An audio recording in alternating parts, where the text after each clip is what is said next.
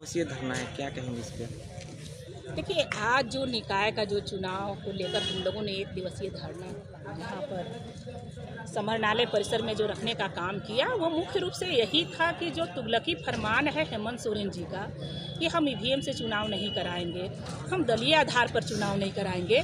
और जिस तरह से न्यायालय का डंडा पड़ने के बाद वो चुनाव कराने के मोड में आए हैं, तो तारीख नहीं बता रहे हैं। तो उन तमाम 3 मुद्दों को लेकर हम यहाँ पर 1 दिवसीय धरना पर हम भारतीय जनता पार्टी के तमाम अपने सदस्यों कार्यकर्ताओं के साथ हम लोगों ने धरना दिया कि हेमंत सोरेन तक ये बात हमारी पहुँचे और ये तुगलकी फरमान वो वापस लें। क्योंकि आप लोग देख रहे हैं कि हम डिजिटल इंडिया की बात करते हैं, हम विकसित भारत की बात करते हैं, तो आखिर क्या मजबूरी है?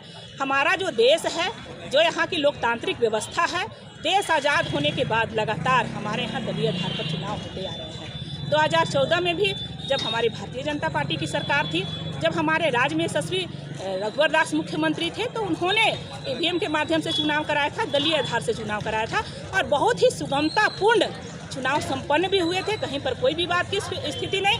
तो आखिर मंशा क्या है, ये मैं खुद हेमंत सोरेन से जानना चाहती हूँ कि आखिर क्या मजबूरी है आपकी। लोग कहते हैं कि हेमंत है तो हिम्मत है, तो आपकी यहाँ हिम्मत कहाँ चली गई? आप क्यों नहीं दलीय आधार पर चुनाव कराना चाहते हैं? आखिर यहाँ पर आपकी हिम्मत क्यों जवाब दे गई है?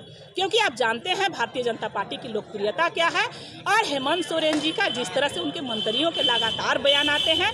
कुछ दिन पहले आपने इरफान जी का बयान को सुना होगा कि अगर आधा किलो अनाज 5 किलो, सोचिए कि गरीब का घर 5 किलो अनाज अगर उसको वहाँ मिलता है उस घर में, तो उस गरीब का चूल्हा जलता है, वहाँ पर रोटियां बनती है, उन गरीब बाल बच्चों का पेट भरता है। लेकिन हेमंत सोरेन जी कहते हैं कि अगर आधा किलो गरीब का चावल अगर डीलर खा जाता है तो कौन सा पाप करता है? तो हम तो कहेंगे कि हेमंत सोरेन जी, गुरूर में इंसान को इंसान नहीं दिखता और चढ़ जाओ छत पर अपनी तो मकान नहीं दिखता। तो आज यही आपकी स्थिति हो गई है।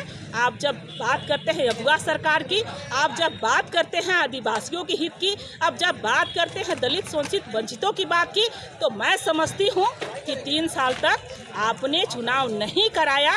ये कहीं ना कहीं आपने जनता के हक को मारने का काम किया। क्योंकि आप लोग खुद मीडिया कर्मी हैं, आप लोग समझते हैं कि जब क्षेत्र में जनप्रतिनिधि होते हैं तो कार्य की गति क्या होती है, और जब अफसरों की अफसरशाही होती है तो उस समय कार्य की गति क्या होती है। तो हेमंत सोरेन लगातार अभी भी चाहते हैं कि ये चुनाव नहीं हो, क्योंकि अफसरों के माध्यम से जो उनका भ्रष्टाचार का जो धंधा चल रहा है वो जलता रहे, पुष्पित होता रहे, पल्वित होता रहे। यही हेमंत सोरेन की मंशा है। लेकिन ये मंशा हम लोग कामयाब नहीं होने देंगे।